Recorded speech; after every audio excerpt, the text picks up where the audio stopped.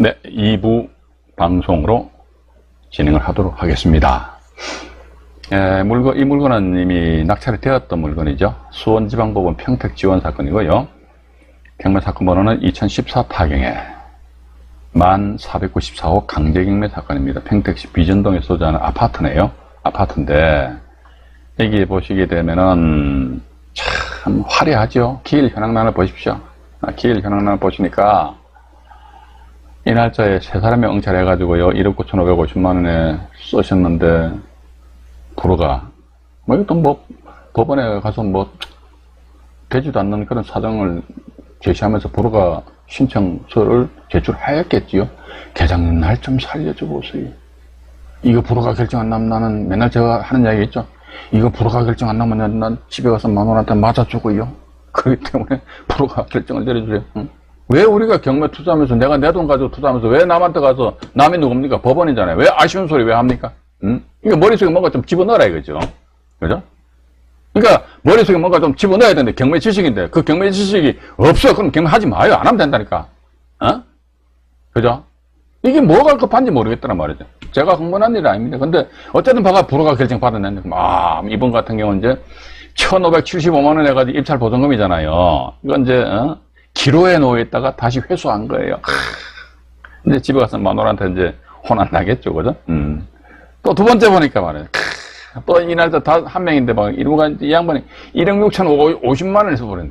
우리가요, 이 그전에 불허가 결정이 났다 그러면 참 다음에 또 경매 나왔다 그러면 이게 정말 왜 무슨 사연이 있는지 여기에 대해서 우리가 정확하게 나름대로 분석을 해야 됩니다. 예를 들어 문건 접수 내역을 보니까 말이죠. 이 양반이 아니죠. 강 선생님께서 법원에다가 매각 불허가 신청서를 제출했다. 이건 이제 문건 접수 내역 보면 다 나와 있거든요.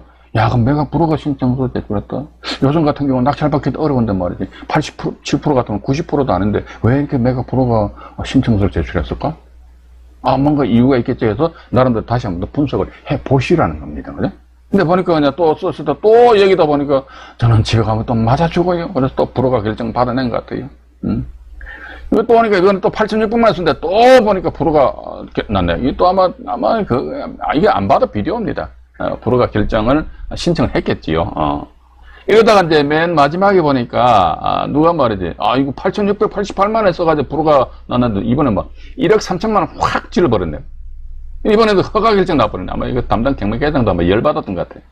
하나의 사건은 말이지 불허가 결정 3번이나 내려주면 됐지 말이지 뭐한 자꾸 드러내가지고 이제 불허가 결정을 내려주니까 이제 그 상태에서 안 된다 해서 허가 결정이 다 났다는 거죠. 허가 결정 나니까 길 현황도 상당히 길죠. 이 봐가지고 대금을 미납을 하셨네요. 대금 미납했으면 이분 같은 경우 재경매는 아니니까 770여만 원 정도 입찰 보증금은 이제 몰수당한 거 아닙니까? 그죠? 그러고 나서 또 이제 계속적으로 사건이 이제 유찰되다가 이제 13매각길이네요. 13매각길에는 10사람이 응찰하셨네요. 해가지고 7,889만 9천원에 35%에서 낙찰 받았습니다. 제가 항상 저는 이런 생각 가집니다. 우리가 경매 사건에 있어서 어떤 인수하는 권리가 있다. 인수하는 권리가 있으니까 그거 나쁘다. 그거는 완전히 초등학생 아니고 유치원생들 마인드입니다.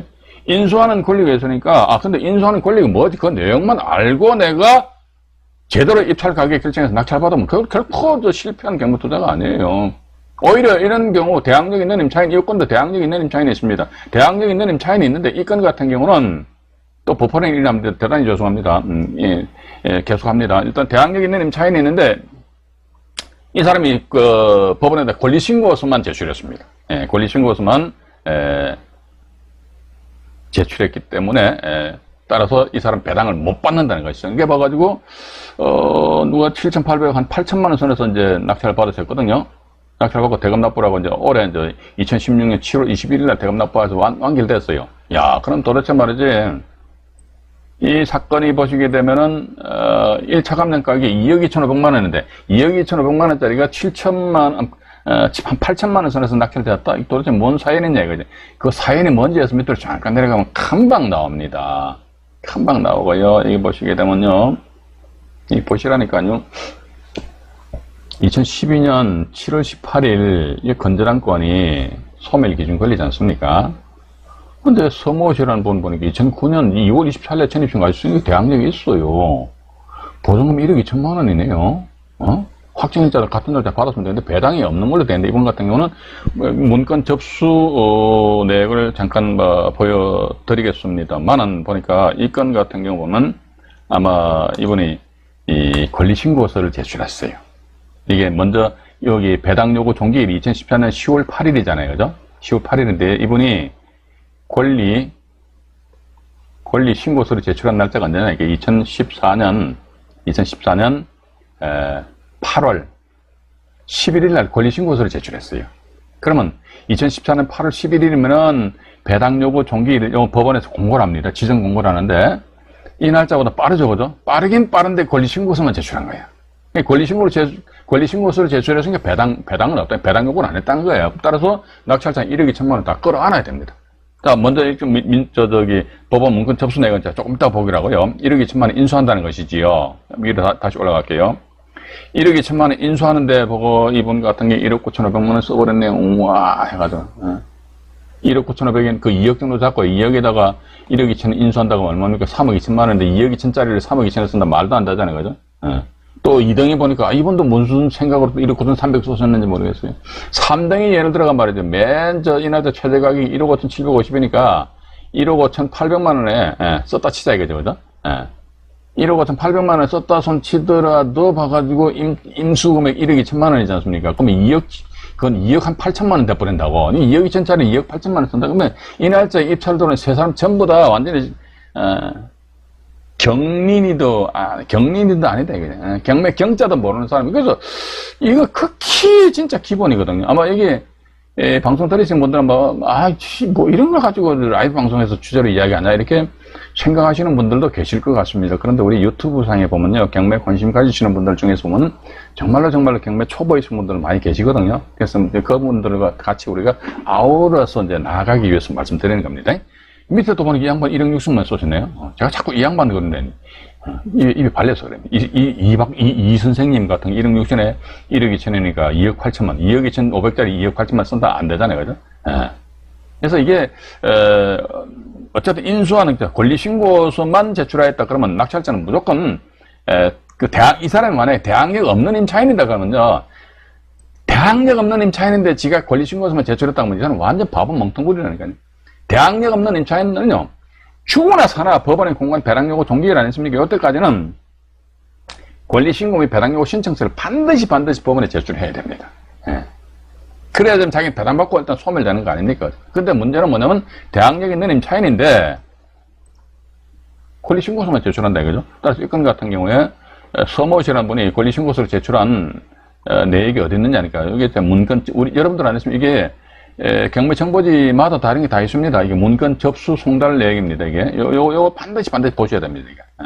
이거 뭐냐, 이해관계인들에게 법원에서는요, 경매를 진행을 하면서 어떤 서류를 송달했다, 아니면 어떤 서류가 접수됐다, 이런 내막에 대해서 이제 표시가 된단 말이죠. 여기 보시면 나와 있잖아요. 여기 보시면 이제 문건 접수 내역은 나와 있네요. 문건 접수 내역 해가지고. 등기소, 채권자, 근로복지공단, 쭉 나와 있는데요. 이게 보시게 되면 임차인 해가지고 2014년 8월 11일이죠. 임차인 서모 씨 해가지고 권리신고 제출, 요거잖아요. 요거죠. 이겁니다. 권리신고 제출했어요. 그러면, 이분은 권리신고서만 제출한 거예요. 권리신고서만 제출했기 때문에 따라서 배당요구는 안 했어요. 배당요구를 안 했다 이거지. 그러면 어떻게? 자기 전세금, 아까 요건 같은 게 1억 2천만 원이잖아요. 그죠? 1억 2천만 원 낙찰자가 100% 인수해야 된다. 또 나아가서 여기 보십시오. 요즘 경매 정보지는요, 옛날하고 틀려가지고요, 상당히 우리가 한글만 읽을 줄 알면요, 권리분수는 한 절반 정도는 접고 다가갈 수 있어요. 왜? 여기 보니까 써보시겠는데, 대항할 수 있대요. 대항할 수 있다는 거죠. 대항할 수 있구나. 근데 배당 요구 안 했네? 그럼 1억 2천만 끌어안아야지. 인수해야지.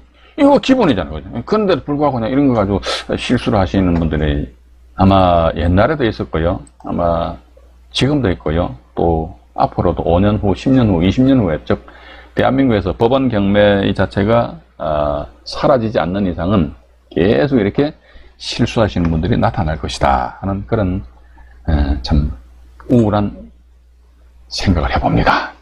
자, 또 이번에는 말이죠. 이게 이제 좀 오래된 사건이죠. 2015 타경인데 부산 사건입니다.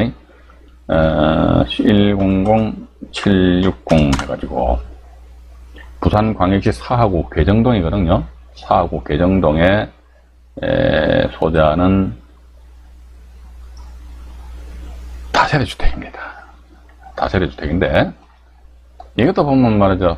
기일 현황란이 좀 화려하잖아요. 여기 1차 감정 가격이 1억이었습니다. 1억. 1차 감정이 1억인데 사실 뭐 솔직히 말씀드려가지고 1차 최저 매각 금액이 1억이다. 그럼 이거 도대체 투자해가지고 얼마나 많은 어떤 수익을 발생할 것이냐. 전 그건 아니라고 보고 있습니다. 어쨌든 봐가지고요. 밑으로 내려오니까 7차 매각길에서 김모 씨라는 분이 2,700만원 쏘셨네요. 1억짜리 2,700이니까 뭐 이 날짜 보니까 2,621만 4천원이니까 이 금액이 10%에 얼마입니까? 260여만 원이죠. 262만 1,400원 입찰 보증 금액인데 대금 납부 안 하셨네요. 몰수 당하셨고. 자, 그럼 이게 부산건 같은 경우는 입찰 보증금, 재경매 같은 입찰 보증금이 몇 프로인지 한번 확인해 보겠습니다. 부산 같은 거 20%네요. 예, 부산은 부산이죠. 부산 20%고. 법원마다 좀 틀립니다. 어떤 법원은요, 재매각이 되면서도 불구하고 입찰 보증금액은 당해 매각기일날 최저 매각 금액이 10%로 하는 그런 법원도 있어요. 그래서 일단 우리가 경매 사건이 진행된다 했을 때는요, 재매각이다. 물론 신경매각 같은 경우는 입찰 보증금 10%입니다. 그런데 재매각 같은 경우는 어떤 데는 법원에서 10% 하는 데도 아니면 20% 하는 데도 있다는 것이고 반드시 우리가 확인을 해 보셔야 된다는 것입니다. 이게 이제 두 번째 보니까 또 이제 1,500만 원 쓰셨잖아요. 근데 허가가 났는데 또 대금 납부 안 하셨네요. 그러니까 이게 미리 그 전에 대금 납부 안 하신 이분 같은 경우는 이제 한 200만 원. 하여튼 뭐 입찰 보증금 200만 원 200만 원 이게 손해 보는 게 200만 원이 돈입니까? 돈도 아니잖아. 그죠? 맨날 말씀드리죠. 경매 부동산에 관여하는 사람들이 몇백만 원까지 쪼잔하게 말이지. 그렇게 생각하시는 분들 경매 하지 마세요. 하지 마시고 그냥 가만히 앉아 계시는 게 돈 버는 겁니다. 자, 또 밑에 보니까 또 나와 있네요. 또 이제 1,000만 원의 최저가격인데 1,500만 원 줬다가 또 대금 납부를 안 했네요. 제가 볼 때는 아마 이분들이 상당히 낮은 금액으로 낙찰을 받았음에도 불구하고 대금 납부를 포기한 것은 아마도 매매 가격을 시세 조사를 이게 법원 경매는요 시세 조사 이게 참 상당히 중요하다 보고 있습니다. 이 물건 같은 1차 감정 그 1억이잖아요. 1억인데 이게 과연 이게 1억이라는 금액을 우리가 신뢰를 할 수 있느냐 신뢰. 신뢰 100% 하면 안 됩니다. 이거 절대 신뢰하면 안 돼요, 봐가지고. 1억인데 뭐 실질도 그래도 뭐 7천만, 8천만 원 될 수도 있고, 그렇지 않습니까? 그죠? 그래서 맨 마지막에 보니까 11천 매각길날 해가지고, 누가 1,175만 원에 이제 들어가서 낙찰을 받았었네요. 그래서 이제 대금 납부를 하고 이제 사건이 종결되는데, 도대체 1억짜리가 이렇게까지 낮은 금액으로 낙찰된 이유가 뭐냐, 밑으로 내려가보면 다 이유가 나와 있어요. 뭐냐, 그러니까, 변모씨라는 분인데요. 2015년 2월 25일자, 이제 요거는 이번에는 가압류가 말소 소멸 기준 걸리거든요. 근데 2014년도 11월 17일날 전입 신고했으니까 당연히 대항력이 있죠. 보증금 얼마입니까? 9천만 원이잖아요. 그죠? 배당은 없는 걸로 나와있네요. 변모씨 보니까 2015년 11월 23일자 권리신고서에 의하면 권리신고만 하고 배당 요구는 하지 않는다고 함. 왜 그러냐? 우리 그건 따지지 말아요. 왜 저 사람은 권리신고만 하고 배당 요구를 안 할까요? 그 안 하는 이유가 뭘까요? 그런 쓸데없는 질문입니다. 쓸데없는 의문이 아무런 나하고 관계없어. 우리는 뭐다 이게 항상 말씀드리는데 이렇듯이 대항력 있는 임차인이 권리신고만 하고 배당 요구를 안 했구나. 물론 그게 스타트 라인이에요. 거기서 스타트 라인에서 여기 땅 앞으로 나가면 된다는 것이지. 왜 저 사람이 권리신고만 해줄까요? 대단히 궁금해서 밤에 잠이 안 오는데요. 잠 안 오면 참 안 주무시면 됩니다. 여기 보니까 또 이제 배당 요구 종결 이후에 또 제출하셨네. 그죠? 결국 뭐다 이게 9천만 원 권리신고만 제출했다면 무조건 낙찰자 인수하는 거예요. 이게 대항력 있는 임차인입니다. 대항력 없는 임차인이 신경 쓸 필요 없어요. 9천만 원 인수해야 된다는 거예요. 9천만 원 인수해야 된다는 거. 그래서 위로 잠깐 올라가 보니까 9천만 원 인수해야 된다. 아파트 같은 경우는 어느 정도 가격이 나름대로 정형화되어 있단 말이죠. 그죠? 근데 다세대주택 빌라 같은 경우는 이게 가격이 어떻게 보면 참 들쭉날쭉해. 사실 빌라 입찰 참여하는데 빌라에 대한 매매가 조사하는 것이 그렇게 쉽지는 않습니다. 그렇게 쉽지 않다는 걸 보시면서요. 그래서 9천만 원 인수해야 되는데도 불구하고 뭐 누가 2,700, 1,500, 뭐 1,500을 쏘셨으니까 결국은 이게 맨 마지막에 보니까 1,100여만 원에 썼으니 이게 플러스 9천만 원 해야 됩니다. 하면 얼마 봐가지고 한 1억 좀 넘지 않습니까? 넘는데 이게 여기서 보시면 이제 이게 지금 가격 시점이 보면 말이죠. 잠깐만요. 화면을 제가 또 조정해 드릴게요. 가격 시점이 보시게 되면 2015년 7월 10일입니다.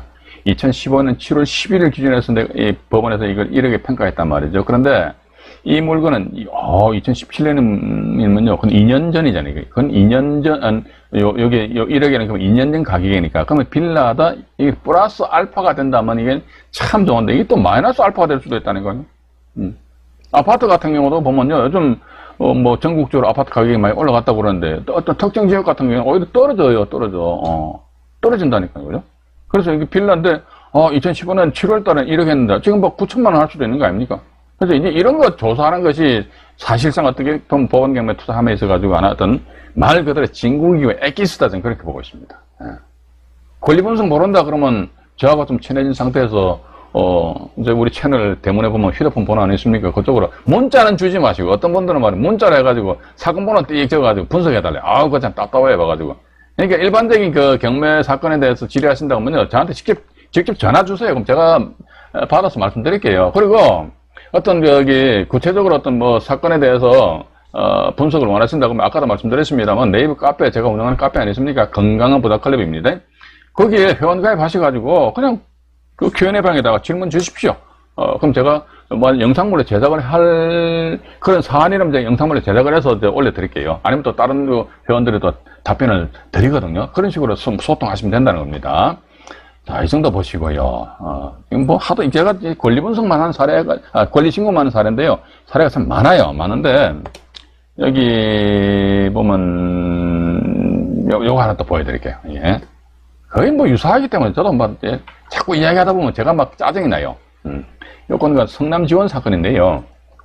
2017 타경입니다. 6742. 경기도 광주시 오포읍 능평리에 소재하는 다세대 주택입니다. 다세대 주택이고요. 화면을 좀 키울게요. 성남지원 2017 타경에 6,742 다세대 주택 나와 있고요. 이것도 역시 마찬가지 기일 현황란 보니까 좀 화려하지요. 뭔지 모르겠지만 1차 매각 기일날 최저 가격이 1억 7천만 원입니다. 1억 7천만 원에서 시작했단 말이죠. 1억 7천만 원 시작해가지고 계속 유찰되다가 한 명이 단독으로 해서 2,220만 원 썼었는데 대금 납부 안 하셨네요. 또 이제 유찰하다가 또 2,098만 원에 누가 썼었는데 또 대금 납부를 안 하셨네요.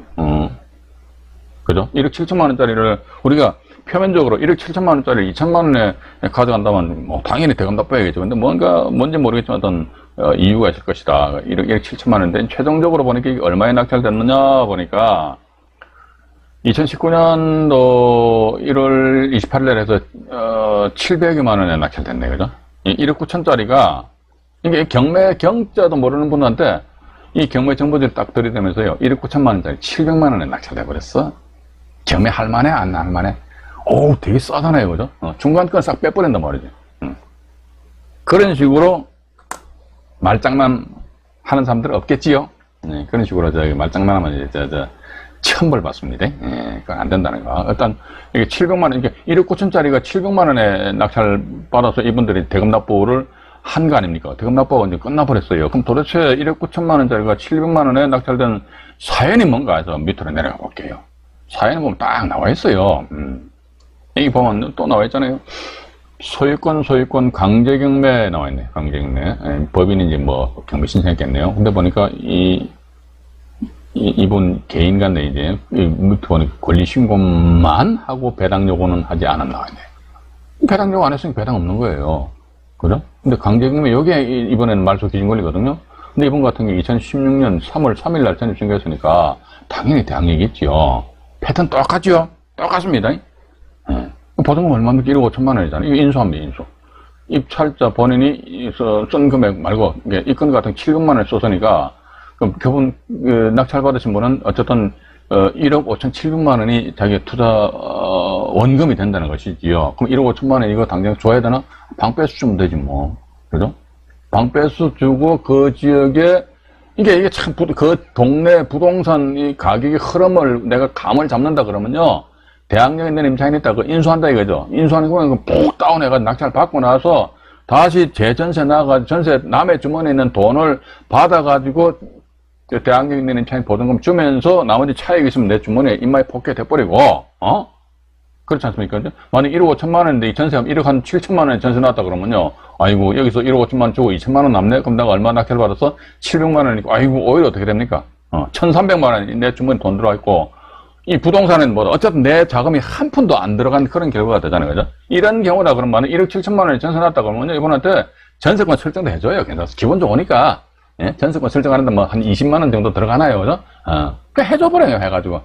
그럼 뭐 충분히 되지 않느냐. 만약에 또 나중에, 일정 기간이 지난 상태, 전세권 설정 기간이 지난 상태에서 전세권자가 전세금 돌려주고, 막, 아까 전세권과 경무 신청해봐요. 이런 식으로 여러분들도 하실 수가 있다는 것이지요. 그죠? 어쨌든, 임차인의, 대항력 있는 임차인의 보증금 1억 5천만 원 인수해야 됩니다. 대항력 있는 임차인의 보증금 1억 5천만 원, 1억 5천만 원 인수를 해야 되는데, 여기 보니까 2,200만 원, 이분들 같은 경우는, 이게 뭐, 어지간하면 말이지, 이게, 2천여만 원 같은 1억 7천이니까 써도 될 것 같은데 보기를 한 게 보니까 이 건 같은 경우에는 1등이 2억 2천만 원 정도인데 2등이 1천만 원이니까 그죠?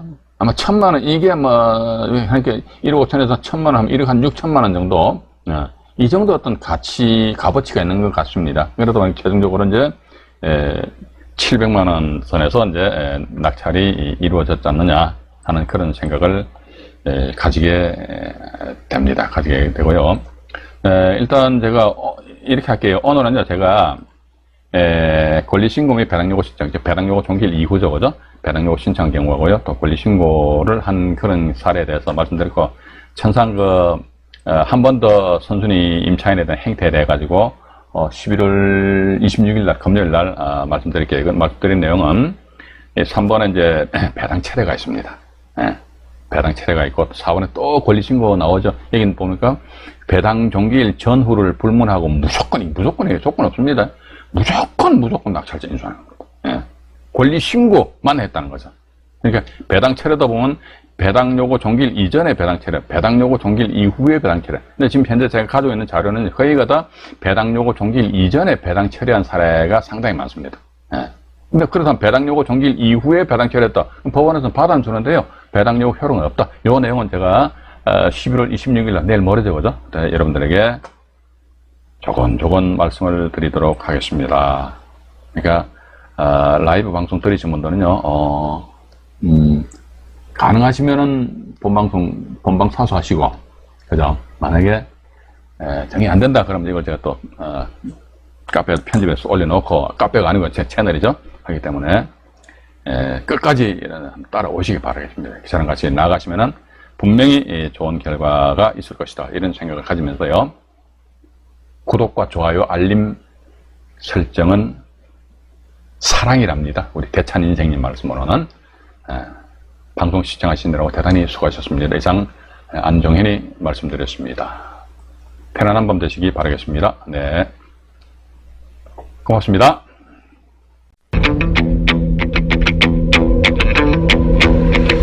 Action.